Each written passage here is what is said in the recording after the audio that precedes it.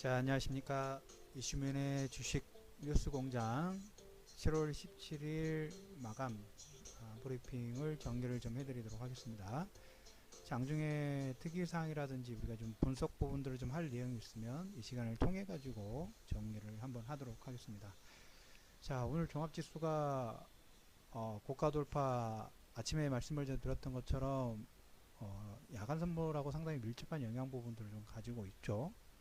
회의 시장도 반등이 좀 나왔고, 근데 이제 지난주부터 이런 얘기를 좀 드렸어요. 수급 부분들에서 약간 체인지가 될 수 있다. 종목 섹터별의 순환매 파동이 나올 수 있는 가능성을 코멘트를 좀 드렸습니다. 전기전자 쪽과 전기전자 외, 전기전자 내에서도 삼성전자를 제외한 그 외의 전기전자 섹터하고, 그 다음에 경기 민감주 섹터들, 오늘 상승폭이 가장 강했던 섹터를 든다 하면 지금 화학주들 있죠. 화학주들 뭐 송원산업이라든지 그 다음에 뭐 남해화학, 카프로 이렇게 중화학주들의 중소형주들, 그리고 OCI도 한 3% 정도 반등이 나왔고, 철강주들도 오늘 상당히 좀 강했죠. 현대제철이 1.7%, 동국제강이 3%대, 대한제강, 세아제강이 3% 반등 부분들 진행하면서 건설주도 뭐 0.5에서 1% 정도, 1% 전후의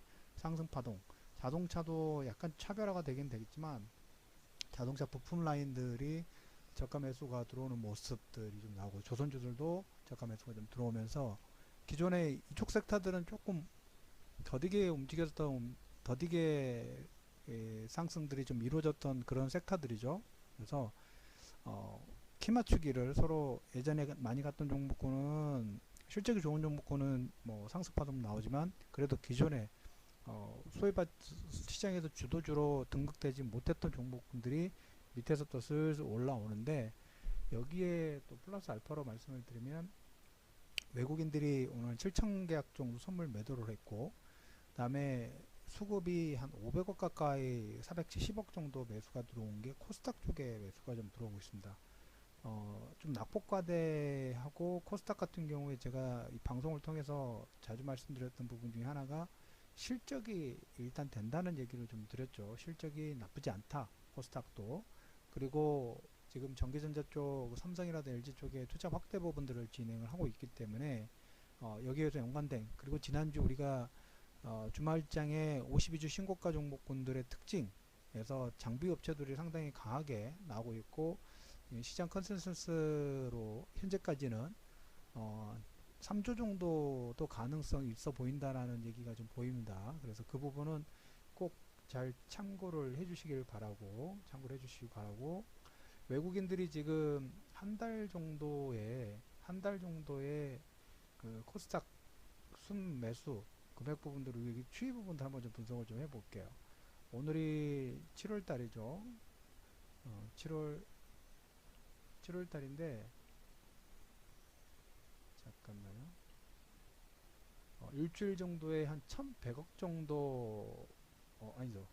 1100억 정도 매수가 들어왔습니다. 코스닥에. 그래서 좀 강도 자체가 점차적으로 좀 강도가, 저가 매수가 좀 들어온 모습들이 있으니까 코스닥 종목군도 지금 보유하신 분들이 하면 굳이 현재 시점에서 이왕이면 실적이 되는 종목군이 좋겠어요. 코스닥 종목군도 한 2에서 한 5% 정도, 그리고 지난주 그 주말장에 52주 신유고가 종목군도 뭐 주성엔지 같은 경우는 지금 보니까 5% 정도 상승이 나왔고, 그 다음에 보니까 뭐 테라세미코, 비아트론, 그 다음에 테스, 원익IPS, 원익그룹들 장비 관련된 다 종목군들이죠. 그리고 여기에 보시면 뭐 듀얼 카메라 관련된 종목군들도 움직임이 나오고 있고, 그 다음에 3D 랜드 관련된 다양한 섹터의 움직임들이 좀 나오고 있어요.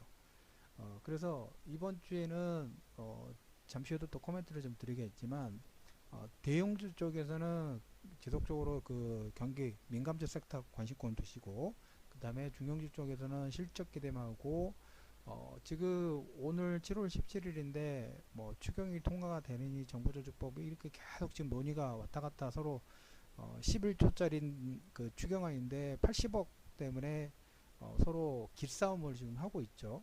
공무원 중원의 금액 부분들이 80억 정도 하고, 근데 향후에 그거죠. 뭔가 이제 트집을 잡아서 그 주도권을 뺏어오고 싶어서 80억에 태클을 좀 걸고 있는 걸로 보입니다. 그래서 내일 본회의 마지막이고 만약에 안 될 경우는 8월 달까지 임시국회를 연장을 한다는 그런 내용 부분들이 코멘트가 되고 있는데, 일단은 뭐 정책적인 관련된 부분들이니까 정책에서 뭐 벤처 활성화라든지 이런 내용들이 좀 포함이 되어 있고, 치매 관련된 부분, 그다음에 4차 산업혁명 관련된 부분, 다양한 산업군에 대한 향후 현 정권의 중심 정책 방향 부분들이 포함이 좀 내용입니다. 그래서 어, 통과가 된다 하면 통과될 가능성 부분이 있거나 아니면 8월 달까지 연장될 수도 있는데, 그 추이 부분들을 보시면서 여기에 조금 뭡니까 탄력적으로 움직인다고 해야 될까요? 움직임 자체의 강도, 어떤 흐름 부분이 나왔을 때, 실적이 서프라이즈 나왔을 때 한 5에서 7% 정도 반등이 나온다 하면 강한 반등이죠. 강한 반등이 이쪽 그 코스닥 쪽에서는 이제까지 봅니까 거의 한 달 동안 680포인트에서 이제까지 하락 부분들이 좀 나왔기 때문에 조금 많이 지쳐있는 상태예요. 개인 투자자들. 코스피는 올라가는데 코스닥은 가지 못하고, 그러니까 소외감도 많이 느낀 상태에서 자꾸 이제 주변에서 대형주 좋다. 물론 대형주 좋습니다. 대형주 좋은데 종목군을 잘 선택을 했는데 말씀을 좀 드렸죠. 대형주가 좋다 좋다고 하니까 코스닥은 안 가고 대형주는 올라가고, 그러니까 코스닥 조금만 올라오면 내가 보유하고 있는 종목은 좀 지겨워요. 한 달 정도 넘으니까, 한 달 반 정도 되니까 지겨워. 그래서 그냥 매도하고 코스피로 갈까?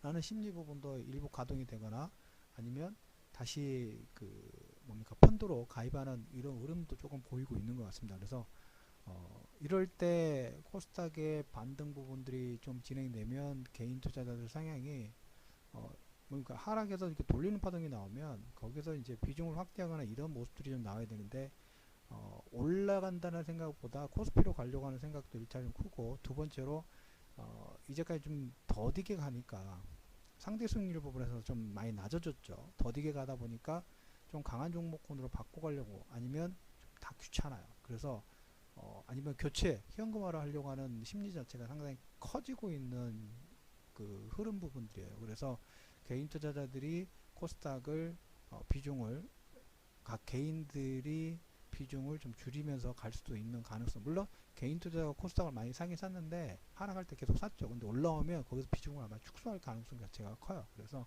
시가총액 상위 종목군이라든지 그 다음에 코스닥의 실적 우상향이 되는 종목군들은 최근 이제 680포인트에서 현재까지 하락 부분에서 이렇게 터닝하는 모습들이 나오면 종목군을 비중을 축소하는 것보다는 비중을 확대하는 전략 부분들을 다시 한번 말씀을 좀 드리도록 하겠습니다. 오늘 제가 보는 관심 종목 화면에는 코스닥 종목군들이 기본 한 1에서 한 5%, 몇몇 종목은 한 10몇 퍼센트까지 올라온 종목군 보이는데, 전반적으로 한 80%가 빨간색이에요. 전반적으로 80%가. 말씀을 드렸죠. 지난주부터 코스닥 돌아갔다. 밸류상으로 지금 좀 너무 저평가 영역에 진입됐다고 말씀드렸던 것처럼 코스닥도 여러분들이 관심권을 두실 필요가 있습니다. 그래서 뭐 종목 관련된 부분에서는 추후에 저는 이제 그렇게 지금 현재 생각은 추후에 뭐 한 달에 많으면 한 종목에서 세 종목 정도를 한번 설명을 좀 드려볼까 합니다. 대부분 이제 이 팟캐스트를 들으신 분들 성향을 보시면 일을 직장이라든지 자영업이라든지 개인 일을 하시면서 시간 되실 때 이제 이런 방송을 좀 들으시기 때문에 오늘 왜 이런 얘기를 드리냐면, 제가 작년하고 재작년 이럴 때 관심 갔던 종목 전에 이제 같이 그 업무 부분들을 봤었던 데에서 제가 강하게 밀었던 종목군 중에 하나가 9% 정도 오늘 또 올라와서 전고점 또 돌파를 합니다. 어떤 종목이냐면 동진 세미컴이라는 종목이에요. 이 종목 제가 2016년 3, 4월달 정도에서 강하게 추천 부분들을 진행을 했다가 이 종목이 그때 3, 4월달에 이 종목이 얼마였냐면 5천원대였어요. 5천원대. 5천원대 움직이다가 한 달 정도 5천원, 6천원 사이 박스권 움직이다가 마지막에 6,100원에서 5,400원대까지 급락이 나오니까 회사에서 난리가 났어요. 이거 기간도 많이 지났으니까 컷해야 되지 않냐, 막 이런 빨리 어떻게 정리를 해라 하는 순간 전저점을 깼거든요. 그 전에 저점 부분에 한 5,500원대 선이었는데 그 가격대를 깼어요. 5,300원대까지 200원대까지 하락이 나오다 보니까 기간도 좀 지났고 빨리 매도를 해야 된다. 근데 저는 이제 볼 때 회사의 업황을 많이 봅니다. 전체적인 여러분들한테 뭐 장중에도 아니면 아침에 뉴스 브리핑 부분들을 얘기를 드리면서 현재 LCD하고 OLED하고 그 다음에 반도체 쪽에도 3D 랜드의 기술이 어떻게 되고 있고 이 기술에 대해서 향후에 기술이라든지 소재든 뭐 다양한 거기에 맞는 그 기술력을 보유한 회사들이 있죠. 그런 회사들 같은 경우에는 지금 랜드 플래시 같은 경우에 삼성전자가 이제 오늘 아침에 설명드렸던 것처럼 나머지 삼성과 SK하이닉스와 도시바라든지 그다음 중국에서 따라오지 못할 정도로 양산 능력이 가지고 있죠. 가장 먼저 시안 공장에서 나왔고 이제 평택에서도 대량 생산 부분들 하면서 기술 격차를 1, 2년 이상 찬 걸 이 물량으로 커버를 시켜버리겠다는 거예요. 그러면 가장 기본적으로 뭘까요? 거기에 들어가는 소재라든지 부품, 뭐 일회용품이라든지 이런 부분들은 당연히 많이 들어갈 수밖에 없겠죠.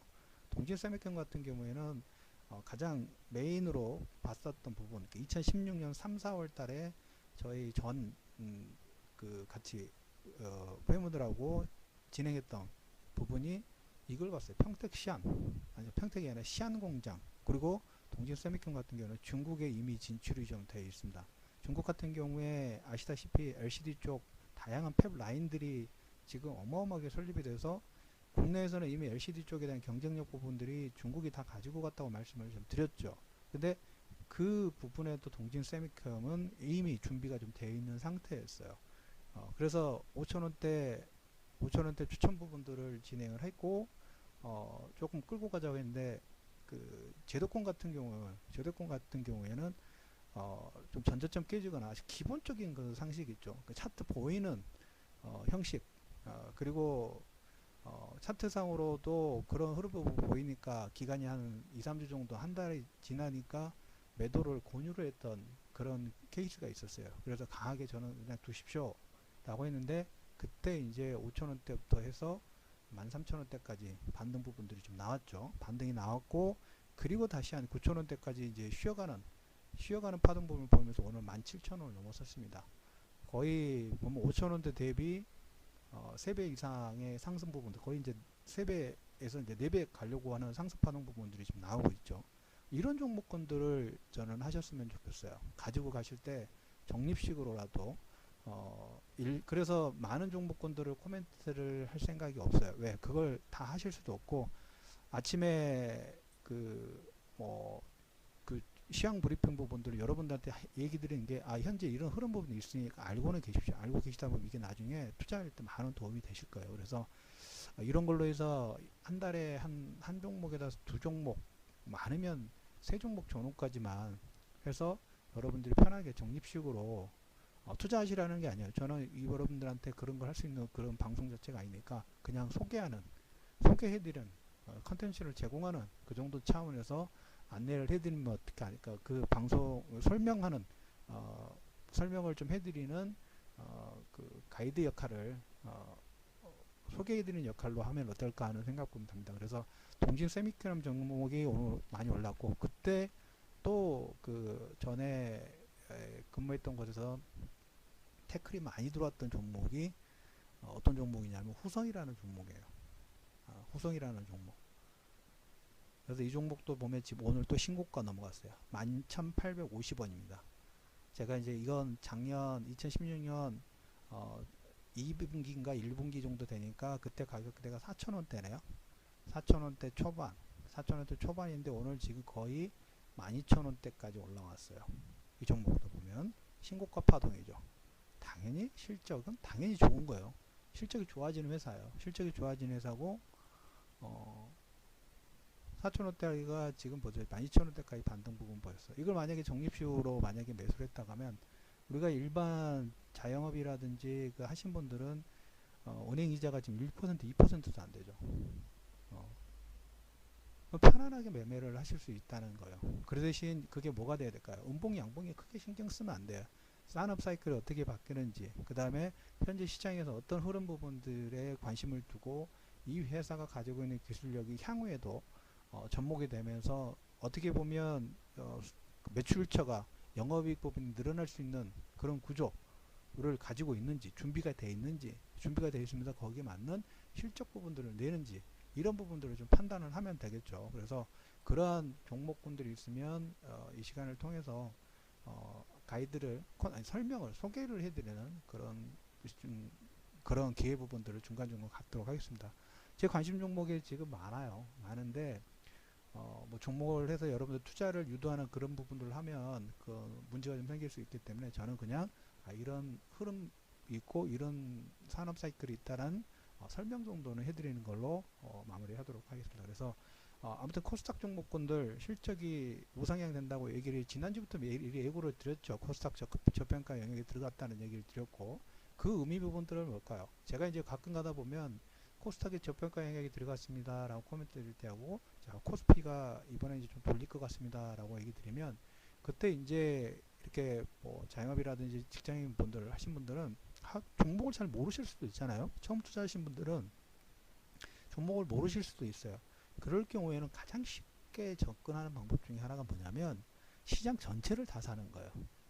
코스닥 레버리지도 있고 코스피 레버리지는 많이 사용을 하시는데, 코스닥도 레버리지 인버스가 있어요. 레버리지는 그 ETF 상품인데, 레버리지는 지수 자체가 코스피 같은 경우에 코스피 레버리지를 보면 만약에 종합지수가 1%, 2% 올라갔을 때 2배짜리가 됐어요. 근데 거의 2배 비슷하게, 거의 2배까지는 아닌데, 레버리지라는 부분은 종합지수가 2,400이죠. 만약 2,400에서 3,000이 간다고 우리가 생각을 해봅시다. 그러니까 종목을 어떨 때는 삼성전자가 좋은 것 같고, 어떨 때는 증권주도 사야 될 것 같고, 어떻게 건설주도 사야 될 것 같고, 화학주도 사야 될 것 같고, 뭘 사야 될지 잘 모를 수도 있어요. 그럴 경우는 어떻게 할까요? 잘 모르겠다. 나는 정말 초보 투자자야. 그렇게 시장을 사는 거야. 제일 편안한 거. 시장이 올라갈 것 같아. 그러면 시장을 사서 그냥 가지고 가는 거예요. 그러면 그 시장 속에 다양한 종목군들이 상승과 하락 부분들이 녹아 들어가면서 지수가 올라가는 거기 때문에, 코스닥도 마찬가지죠. 코스닥이 만약에 지난주에 제가 저점 부분 나왔습니다. 오늘 또 올라왔죠. 그때 이제 코스닥 레버리지를 샀으면 이건 수익이에요. 그렇죠? 그래도 코스닥도 저평가 영역 부분이 있을 때는 뭘 사야 될지 모르잖아요. 종목 수가 2,000개 종목입니다.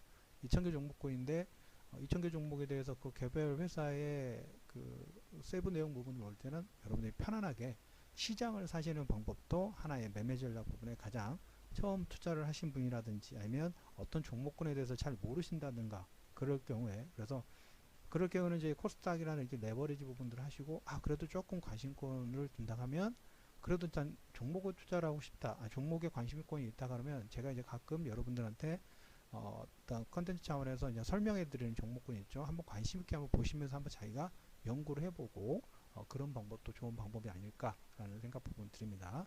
자, 그래서 오늘 이제 보시면 대형주 쪽은 순환매 파동, 코스닥은 저평가에서 돌아갔고, 장중에 이제 어떤 게 있었냐면, 이번 주 같은 경우는 지난주에 여러분들한테 미리 그 예고를 좀 드렸던 것처럼 우리나라뿐만 아니라, 우리나라도 뭐 삼성전자, LG전자 실적 나오고, 외국에서도 오늘 이제 17일이죠. 넷플릭스 실적, 그 다음에 이제 골드만삭스, 뱅크 오브 아메리카, 알코아, 퀄컴, 그 다음에 마이크로소프트, 딱 여러분들이 들으시다도 어떻게 보면 미국 시장의 그 대표적인 종목군들이죠. 이런 종목군들이 실적을 나옵니다.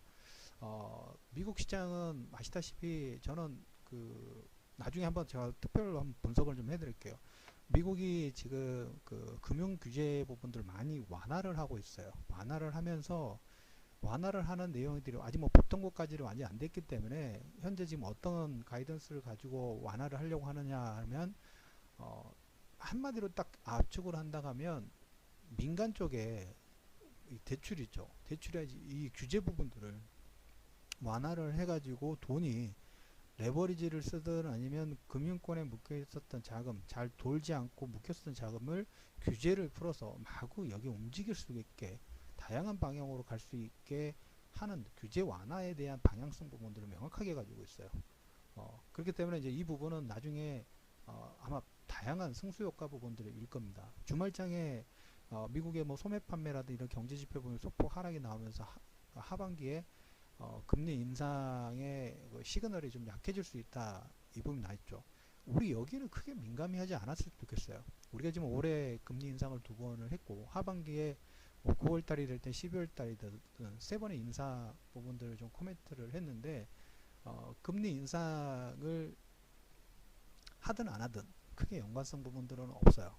어, 물론 이제 원래 세 번 정도 하기로 했는데 한 번도 안 한다 하면 이건 어떻게 반전입니까? 경기가 살아나지 않나?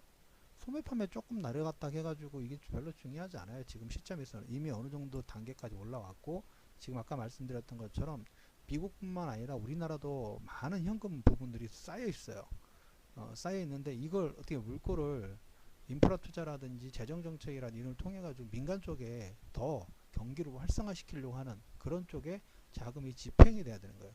그런 선도주자가 지금 뭐가 움직입니까? 여러분들한테 한 2주, 3주 전부터 포스코를 되게 철강 섹터를 강조를 드렸죠. 그거하고 연관성이 있기 때문에 강조를 드린 거예요.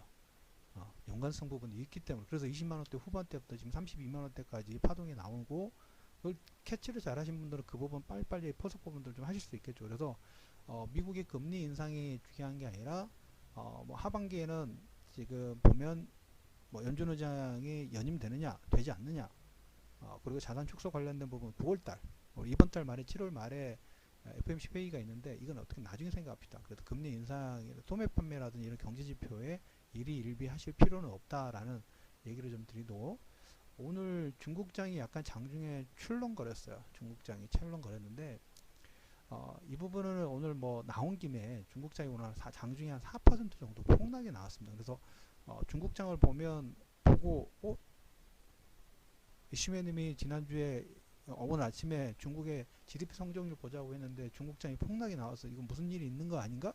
라고 생각하실 수 있겠죠. 저는 여기서 보니까 중국도 보면 참 차분하게 자기들이 원하는 걸 느릿느릿 만들어간다는 생각 부분들이 좀 가져가요. 중국 지수가 오늘 장중에 4% 하락 부분의 내용 부분을 본다 하면 지금 현재 중국의 위치는 시진핑이 10년입니다. 집권을 10년을 하는데 상반기 5년하고 하반기 1기, 2기로 보통 나눠요. 근데 1기 같은 경우에는 그 전에 그 정권에서 넘어온 사람들 임기가 좀 남아있죠. 그래서 시진핑 1기에서는 시진핑이 가장 강하게 밀어붙였던 부분이 뭐냐면 우리나라로 지금 얘기한다면 적폐 타도예요. 비리 있는 사람들 찾아내가지고, 아니면 예전에 후진타오라든지 이쪽 그 상하이방이라든지 이렇게 그때 있던 라인들 있죠. 라인들이 비리 부분들을 다 쳐냈어요.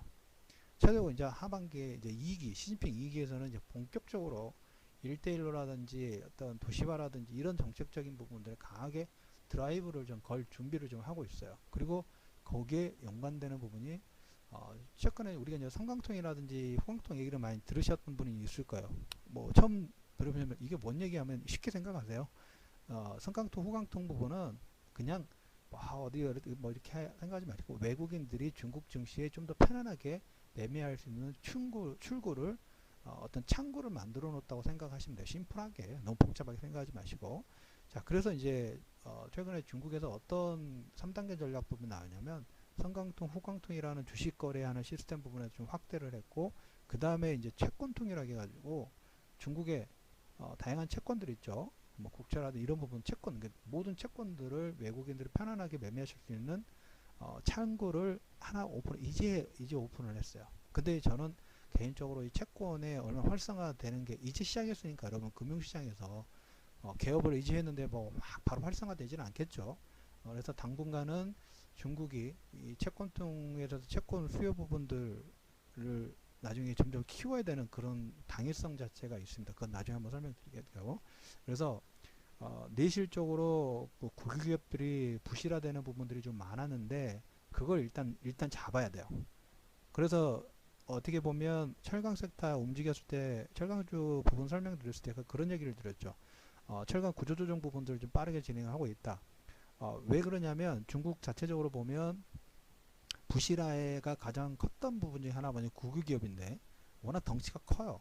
우리 예전에 국유기업 같은 경우에는 인민은행이나 이런 데서 저리에 대출을 받아가지고 어마어마한 과잉 생산, 과잉 투자를 했기 때문에 그 후유증이 아직까지 좀 남아 있었죠. 그래서 그 부분들로 인해서 부채 비율이 상당히 높은 그 단계인데 이제 나중에 이제 1대1로라든지 이런 부분들 할 때 해외에서 투자 받거나 아니면 채권을 발행하는 이런 부분에 이런 부실일이 너무 많으면 안 돼요. 그래서 미리 조정한다고 보시면 돼요. 그래서 오늘 중국의 주가 지수가 장중에 4% 정도 반등이 하락 부분들이 나왔는데 그 중에도 보면 아까 GDP 성장률이 발표 전에 이게 장중에 4% 나왔어요. 그러니까 뉴스가 발표되기 전에 좀 움직였죠.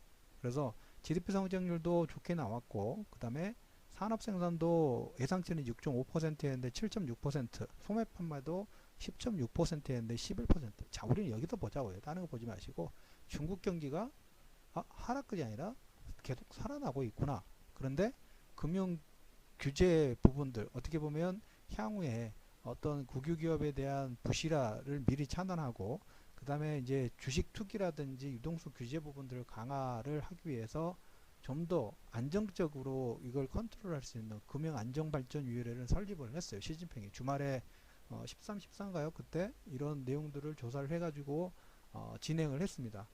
그러면서 이것 때문에 어떻게 보면 이제 내부적인 문제죠.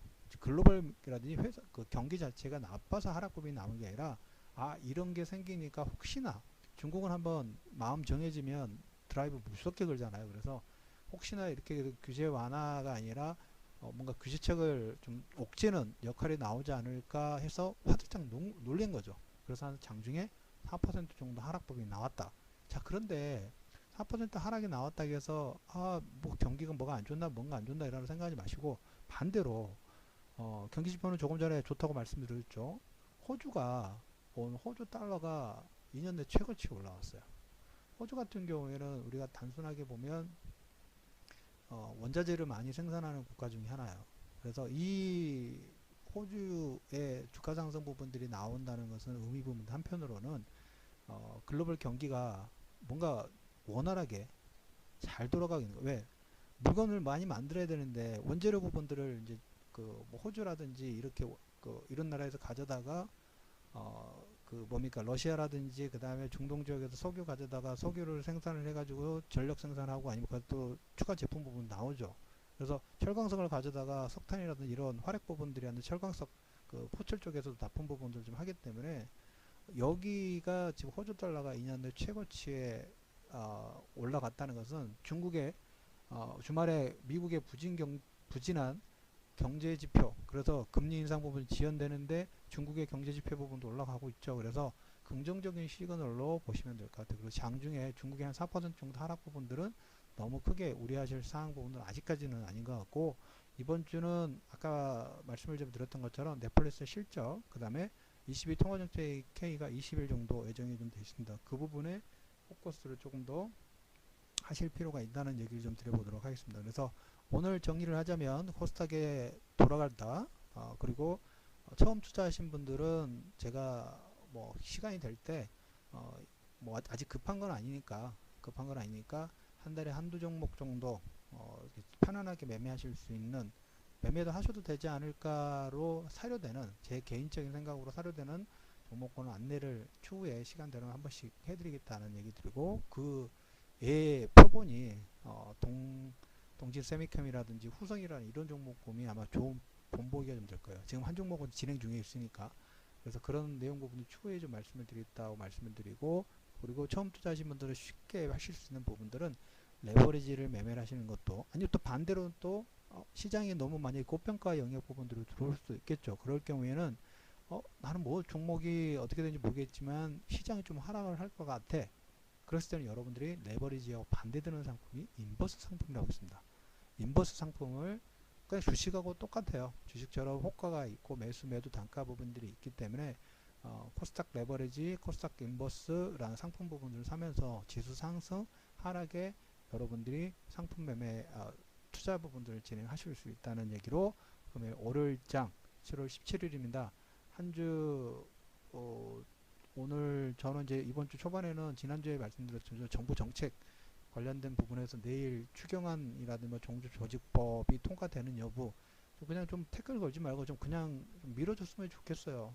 그렇게 꼬투리를 잡아가지고 11조 금액인데 80억 가지고 이렇게 왈가불가 소인배답게 소인배 같이 그렇게 하는지 모르겠습니다. 그래서 내일 뭐 아닌데더라도 8월달까지 연장되니까 되긴 되겠지만 뭐 질질 끌지 말고 우리나라가 지금 샌드위치입니다. 빨리빨리 진행해서 좋은 결과를 있기를 바라면서 여러분도 오늘 장주에 제가 말씀드렸던 부분들 잘 가이드라인을 잡으시고 성공투자 진행하시고 오늘은 금일 7월 17일 이슈맨의 주식 뉴스공장 마감 브리핑을 마무리하도록 하겠습니다. 자, 편안한 저녁 보내시고요. 내일 아침에 뵙도록 하겠습니다. 자, 수고하셨습니다.